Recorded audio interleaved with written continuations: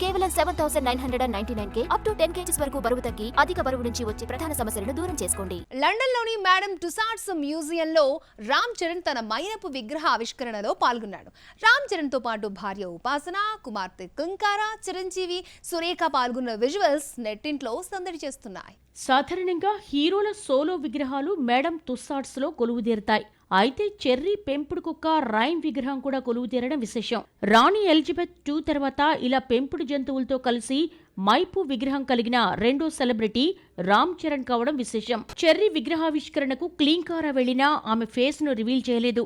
కూతురు తనను నాన్న అని ఎప్పుడు పిలిస్తే అప్పుడు రివీల్ చేస్తానని అన్స్టాపబుల్ షోలో చెర్రీ చెప్పాడు. మేడం టుసాడ్స్ లో తన విగ్రహం పక్కన కూర్చుని రామ్ చరణ్ ఫోటోలకు ఫోజులిస్తుండగా క్లీంకారా విగ్రహం వద్దకు వెళ్లిన ఫేస్ కనిపించలేదు. మేడం టుసాడ్స్ లోని విగ్రహావిష్కరణతో పాటు ప్రతిష్టాత్మక రాయల్ ఆల్బర్ట్ హాల్లో జరిగిన RRR లైవ్ కాన్సర్ట్ లో చెర్రీ పాల్గొన్నాడు. ఎన్టీఆర్, రాజమౌళితో కలిసి సందడి చేశాడు. అలాగే